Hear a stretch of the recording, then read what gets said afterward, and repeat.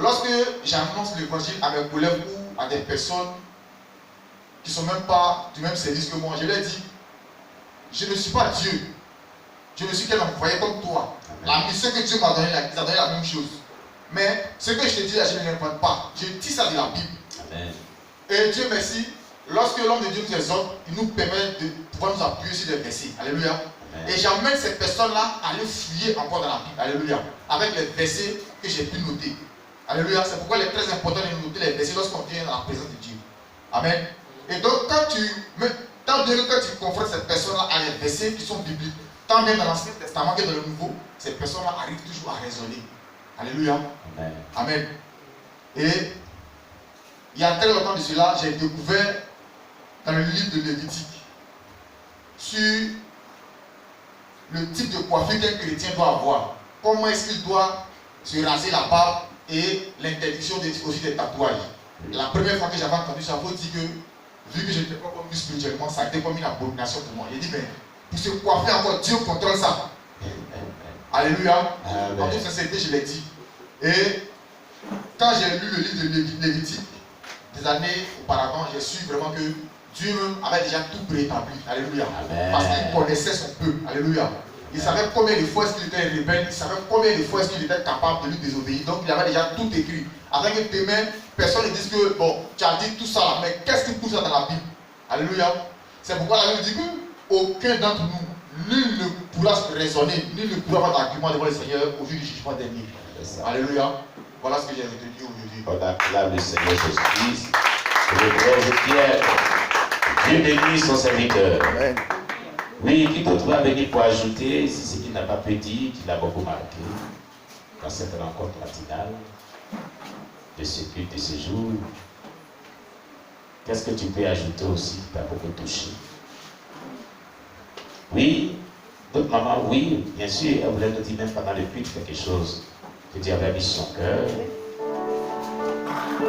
Voilà. Amen. Alléluia. Amen. Parce que je vais dire aujourd'hui, vraiment, vous avez pris le passage pour dire que Dieu vous a donné des dons. Oui. Si vous n'appliquez pas ces dons, c'est un péché. C'est un péché. Parce que je vais dire quelque chose, ça peut aussi pousser les gens à ne pas faire. C'est ça. Parce que pour faire aussi, c'est un péché. Oui. Et je prends aujourd'hui la mort de mon mari, parce que j'ai dit qu'un malade a eu une révélation. Oui. Mais elle n'a pas dit. C'est après la mort qu'elle a dit. Vous avez vu? Vous avez vu? Après la mort qu'elle a dit. C'est choquant. C'est le meilleur ami de mon mari. Parce que depuis mon mari a été malade en 2002, en novembre 2002, on est venu à la commune à libérer le 20 décembre. Oui. Ça allait bien. Donc, parce que mon mari est décédé un mardi. Je crois, dans la semaine même avant que mardi n'arrive, ma camarade a eu une révélation. Et Dieu lui a dit, va prier pour l'ami de ton mari. Oh Jésus. Elle dit qu'elle est fatiguée, elle n'est pas partie. Le dimanche, toute la journée, Dieu lui a dit, va prier pour cet homme. Va prier pour cet homme. Elle s'est dit, mais il est peut-être à l'hôpital, il se porte très bien. Il mange bien. En tout cas, quand on va, ça va. Mais qu'est-ce qui se passe? Elle n'est pas partie. Lundi, même si elle n'est pas partie. Donc lundi, elle allait, quand la parole était trop, ma fille a eu une voisine, elle est partie lui dire, ah, voilà ce que Dieu est en train de me dire depuis là. Que aller prier, pour va prier. Mais il ne faut pas dire, c'est la voisine de ma fille, que il ne faut pas dire à la camarade. Mais depuis là, la voix, mais je suis fatiguée. Et la même nuit de lundi, ils ont tapé à leur fenêtre. Quelqu'un a tapé à leur fenêtre. Elle est sortie, elle n'a pas fait problème. Le portable de son mari a sonné. Ça sonne. Oh, son mari est dans la chambre, elle n'a même pas vu son mari. Son mari est couché. Elle n'a pas vu son mari. Donc, elle dit, mais qui appelle? Et puis qui tape à la fenêtre? Qui tape, et puis qui, en tout cas, elle n'a rien dit. Mais le mardi maintenant, Dieu lui a dit, je t'ai dit d'aller prier pour cet homme. Voilà, tu n'as pas prié la rendu là. partie dire à la même fille, parce qu'elle était embrouillée, ça sonnait. Elle a dit à son mari, ah voilà la voix là parle encore pour dire que il m'a dit d'aller prier pour ton ami, je n'ai pas prié, il a rendu l'âme. Oh, en temps, parce que mon mari est décédé à 13h30. Il n'avait rien même. Sa fille lui a dit, viens manger. Donc, moi, j'ai fait, il y avait riz, il dit, il faut chauffer riz là, j'ai mangé. Il a préparé, il dit non, j'ai mangé riz là. Il a mangé riz, il a fait à l'eau, il a mangé. Tout à écoute, j'ai m'habillé, me laver, j'ai m'habillé pour aller chez ma fille pour manger mon foufou. Et il s'est lavé. Il a pris ses médicaments, il a attaché sa cervelle, les veines, s'assoit à côté de moi. C'est fini. Donc, Dieu lui dit, même mardi là, Dieu lui dit, je t'avais d'aller prier pour ce monsieur qui n'a pas prié, il a rendu l'âme. Elle allait voir la même fille encore pour dire, ah, on dit le monsieur a rendu l'âme. Le monsieur a rendu l'âme. Quand les deux sortaient net, on quittait maintenant l'hôpital en prière. Donc c'est pour dire, quand Dieu vous dit là, pardonnez, faites. Parce que depuis là, même depuis là, je ne suis pas tranquille. Quand j'ai dit, mais peut-être si la prière, ça allait aller. C'est pas peut-être, ça allait aller. Ça allait aller, il allait bénir. C'est pour ça. Et si vous entendez, quand quelqu'un m'a dit, vous connaissez, pardonner, allez prier. Chacun a son don. Oh, elle, c'est son don que Dieu lui a donné, mais elle n'a pas su le faire. Amen. On acclame Jésus pour cette maman. Vous avez vu. Et si elle ne se répand pas, cela l'attend au ciel.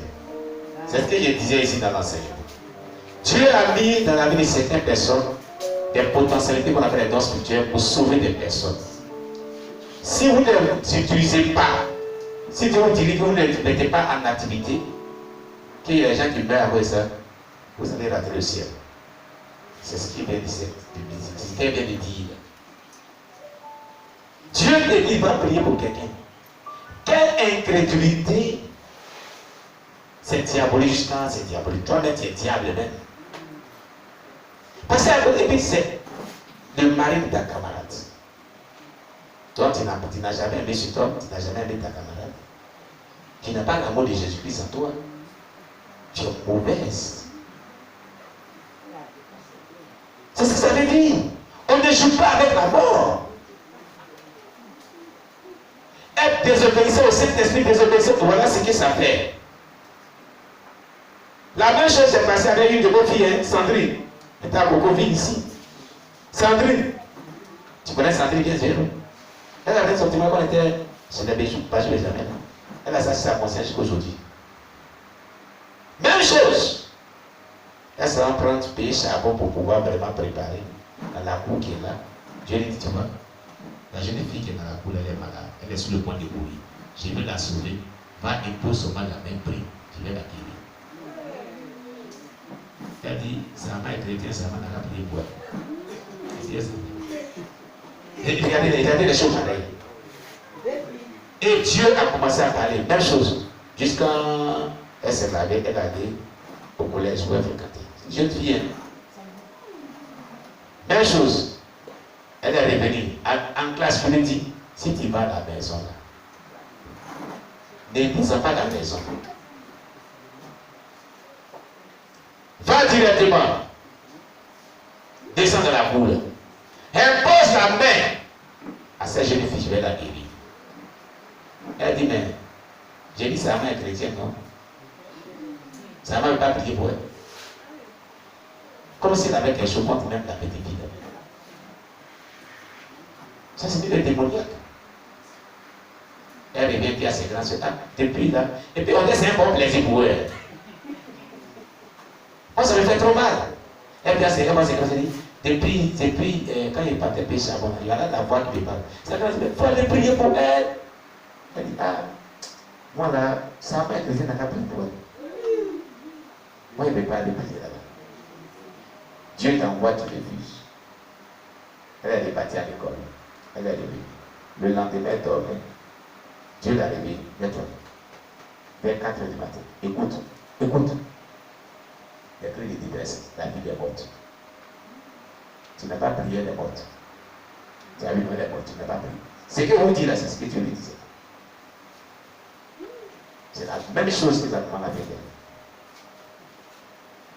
C'est la méchanceté. Ce n'est pas une désobéissance au Saint-Esprit, mais c'est la méchanceté humaine. Ça, c'est la vraie méchanceté. Vous comprenez? La véritable méchanceté.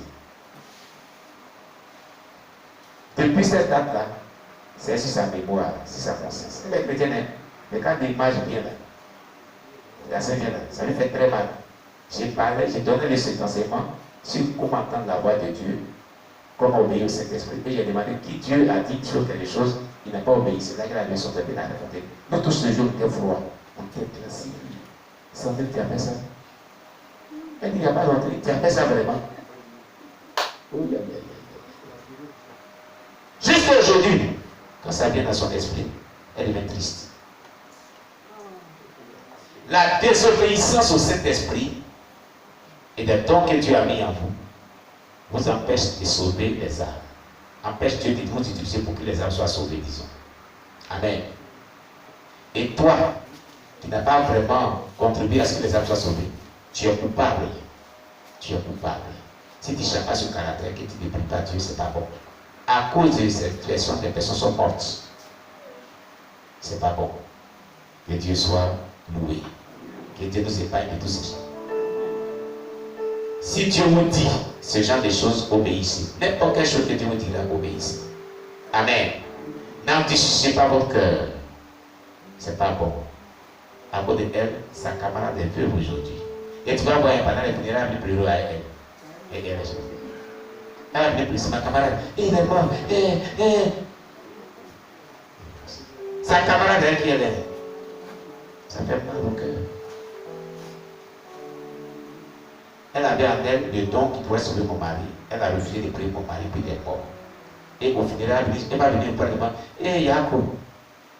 Elle est ça fait mal au cœur. C'est être méchante.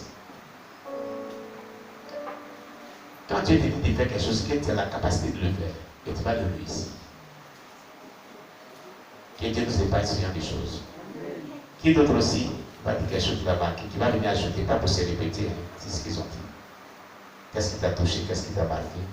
Une dernière personne. Et on va terminer, voilà, on va faire nos annonces. Il y a plus quelqu'un? D'accord? Oui, vas-y, le frère. Je dis par rapport à l'onction dans la prière, parce qu'on a dit que lorsqu'on prie, il faudrait qu'on sache que l'onction est là. Amen. Quand est-ce que tu pries et que l'onction est là, c'est le Saint-Esprit qui te donne les sujets de prière. Et cela t'emmène à prier pendant longtemps. Parce que c'est lui qui te dit, en priant, il va te dire, prie pour tel sujet, prie pour tel sujet. Au point que toi-même, ne voulant pas prier pendant longtemps, tu arrives à prier pendant longtemps. Amen. C'est la manifestation aussi de l'onction dans la prière. Et vraiment ce matin, lorsque je riais, au papa a dit, donc tu ris. Je riais à cause vraiment de mes filles qui sont avec moi. Parce que papa a dit qu'il y a des positions qu'on ne doit pas prendre lorsqu'on prie. Quelqu'un, tu pries, tu es couché sur ton ventre. Tu ne peux pas faire 5 minutes, tu dors. Tu ne peux pas. Elles sont là, elles sont témoins. Et il est dit aussi qu'en priant, on doit prier à haute voix. Mais j'ai l'une de mes filles, elle prie toujours dans son cœur. Elle prie toujours dans son cœur. Donc elle est là, elle prie, bon, vers la fin, quand tu dis Amen, tu trouves qu'elle dort. Tu trouves qu'elle dort. Elle ne peut jamais, c'est-à-dire que lorsque je prie avec elle, bon, j'ai jugé bon de prier sur elle parce qu'elle ne peut pas supporter 30 minutes de prière. Ouais, 30 minutes déjà, tu dis Amen, là, tout le monde dort à côté de toi. Donc, il y a des positions qu'on doit prendre en priant lorsqu'on sent qu'on est fatigué. Comment c'est ce que je voulais ajouter. Amen.